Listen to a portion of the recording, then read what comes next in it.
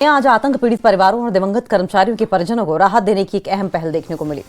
उपराज्यपाल मनोज सिन्हा ने compassionate appointment rules SRO 43 और रिहैबिलिटेशन असिस्टेंट स्कीम के तहत नियुक्ति पत्र सौंपे। इस कार्यक्रम में पीड़ित परिवारों की बात भी सुनी गई। क्या कहा उपराज्यपाल ने और क्या उम्मीद लेकर लौटे परिजन, इस खास रिपोर्ट में देखें।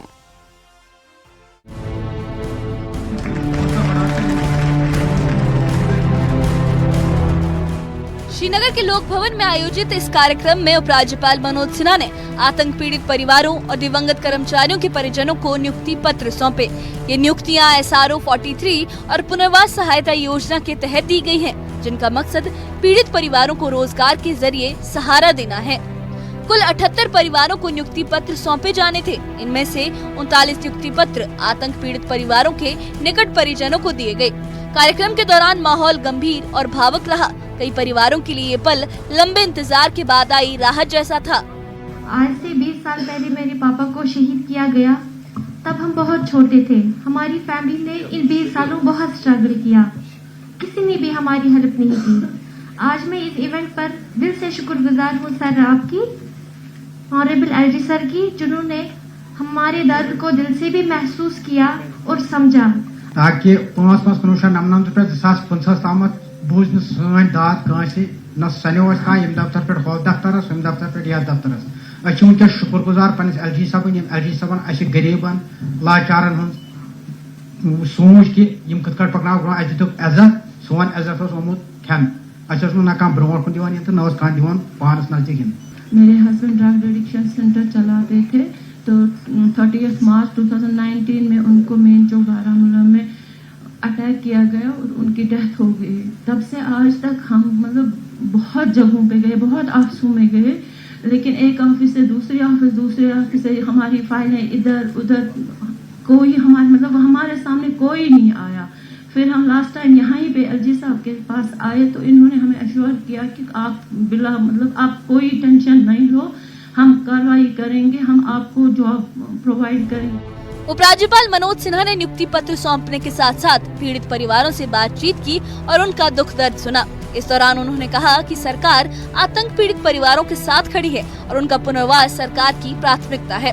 मनोज सिन्हा ने अपने संबोधन में ये भी कहा कि इन परिवारों को सम्मान और स्थिरता देना प्रशासन की जिम्मेदारी है। सबसे पहले मैं सभी टेरर विक्टिम्स को अपनी श्रद्धांजलि अर्पित करता हूँ तथा उनके परिजनों को जिन्हें आज सरकारी नौकरी मिली है उनका अभिनंदन करता हूँ। अभी 11 तारीख को जम्मू में 41 टेरर विक्टिम सहित कुल 82 परिवारों के निकटतम संबंधियों को नियुक्ति पत्र सौंपे गए थे।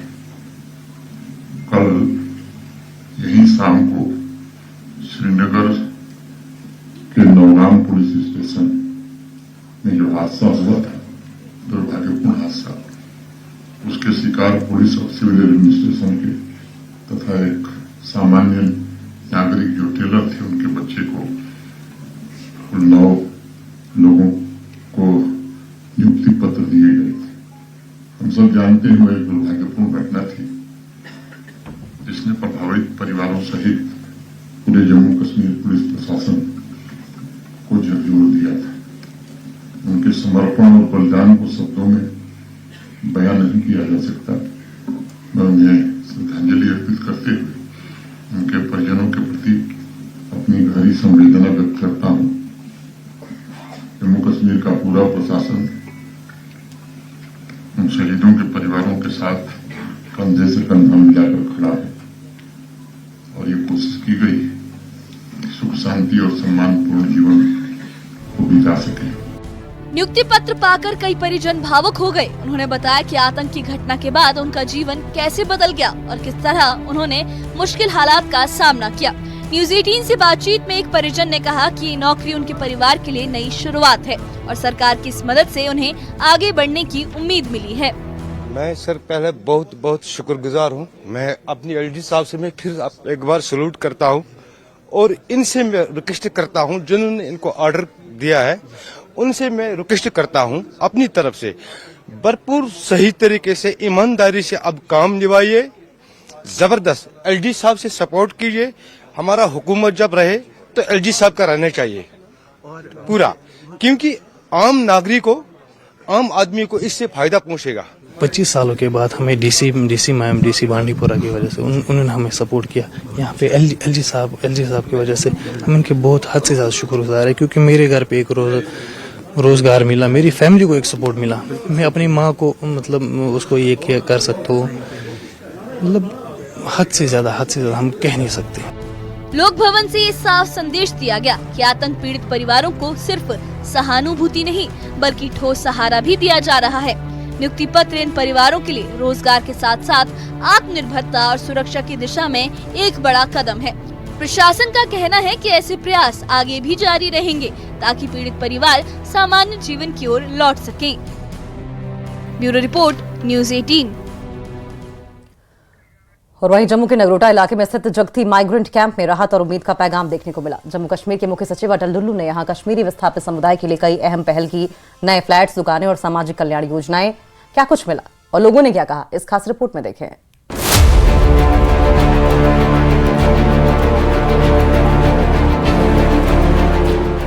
जम्मू कश्मीर के मुख्य सचिव अटल डुल्लू ने नगरोटा के जगती माइग्रेंट कैंप का दौरा किया। इस दौरान उनके साथ राहत आयुक्त और विभिन्न विभागों के वरिष्ठ अधिकारी भी मौजूद रहे। जगती कैंप में रहने वाले कश्मीरी विस्थापित परिवारों के लिए ये दौरा खास माना जा रहा है। दौरे के दौरान अटल डुल्लू ने विस्थापित कश्मीरी लोगों को नवनिर्मित दुकानों की चाबियां सौंपी। इसके साथ ही कश्मीरी पंडित समुदाय के 11 परिवारों को नए फ्लैट्स की चाबियां भी दी गयी।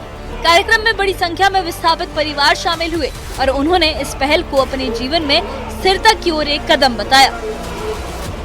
ये जैसे आप जानते हैं कि कश्मीर से जो विस्थापित लोग हैं, इनके एक अलग कैटेगरी के राशन कार्ड हैं, तो इनको उसमें कैश असिस्टेंस भी मिलती है कुछ लोगों को, और कुछ लोगों को इसमें फिर राशन का भी अलॉटमेंट है। लेकिन जो पूरे देश का एक नेशनल फूड सिक्योरिटी एक्ट है, उसके तहत जो डेटा है उसमें ये नहीं होते हैं, लेकिन इनको उसमें होना चाहिए, क्योंकि नेशनल फूड सिक्योरिटी एक्ट का जो डेटाबेस है उसमें जो लोग हैं उससे डिटरमिन होता है कि किसको कौन कौन से सोशल सिक्योरिटी स्कीम्स के बेनिफिट्स मिलेंगे।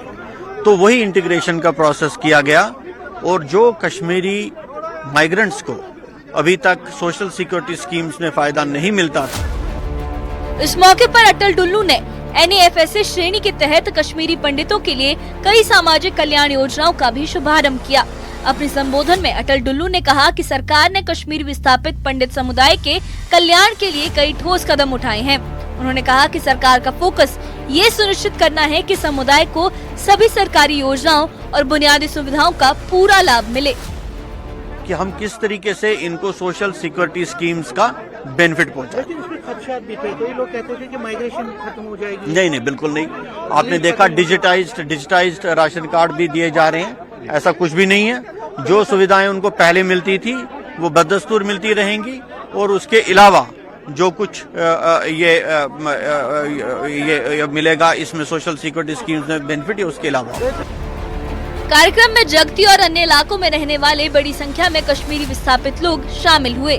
कुछ लोगों ने सरकार की ओर से किए जा रहे कार्यों पर संतोष जताया, जबकि कुछ ने कहा कि समुदाय के समग्र उत्थान के लिए और ज्यादा ठोस और जमीनी कदम उठाने की जरूरत है। लोगों ने रोजगार, स्थायी पुनर्वास और सुविधाओं को लेकर अपनी मांगे भी रखी। हम बहुत शुक्रगुजार है चीफ सेक्रेटरी साहब के, रेप मिनिस्टर साहब के, कि जो हमने डिमांड दी थी उन डिमांड पे आज बहुत हद तक काम हुआ है और डिलीवर भी हुआ है। कि जैसे हमारा जो स्कीम्स थी जो बाकी लोगों को मिल नहीं रही थी, वो आज स्कीम्स कश्मीरी पंडितों पर भी लागू हो गई नफ्सा के थ्रू। जैसे ओल्ड एज पेंशन हो गया, विडो पेंशन हो गया, जो बाकी स्कीमें थी।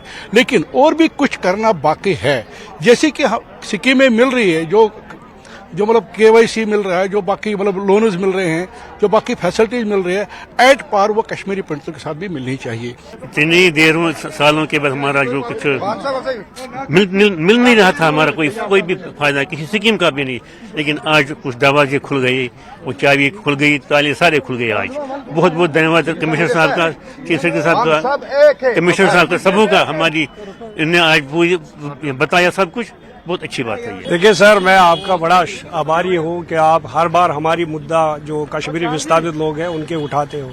ये जो आज हम बड़े ठीक है, वेलकम स्टेप है, ये दूसरी बार यहाँ चीफ सेक्रेटरी साहब आए, लेकिन एक चीज है कि ये जो आज तक ये पहले भी आए थे, लेकिन जितनी भी हमारे समस्याएं हैं वो अभी स्टिल पेंडिंग है। एश्योरेंस तो दे रहे हैं, बार बार हमें एश्योरेंस मिल रहा है, लेकिन मुझे नहीं लग रहा है कि जो एश्योरेंस, जो असली मुद्दे हैं हमारे, वो उनको डाइवर्ट कर रहे हैं।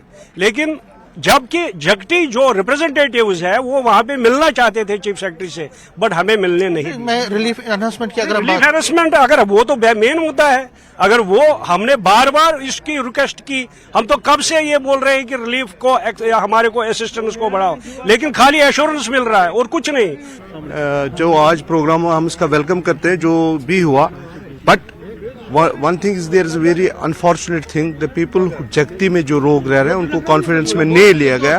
दूसरी बात, ये गवर्नमेंट जो डेमोक्रेसी है, for the people, of the people और बाय द पीपल, उसमें this was a government programme, it was sponsored programme, no role of जगती। हम इस चीज को बिल्कुल डिनाई करते हैं कि हमें कॉन्फिडेंस में नहीं लिया गया, और जो स्कीमें इनकी थी या लाई गई है, हम उनको नकारते नहीं है, हम उसका वेलकम करते हैं। मगर ये गलत बात है कि एक जगती के रिप्रेजेंटेटिव को न मेमोरेंडम देने दिया गया, न उसको बोलने दिया। जगती माइग्रेंट कैंप से सरकार का इरादा साफ नजर आया कि विस्थापित कश्मीरी पंडित समुदाय के लिए सुविधाएं बढ़ाई जाएं और उनके जीवन को सम्मान और सुरक्षा के साथ आगे बढ़ाया जाए। हालांकि जमीन पर उम्मीद के साथ कुछ सवाल भी हैं। अब देखना होगा कि ये योजनाएं आने वाले वक्त में लोगों की जिंदगी में कितनी ठोस तब्दीली ला पाती हैं। Bureau report, news 18। छोटे से ब्रेक के लिए रुकेंगे।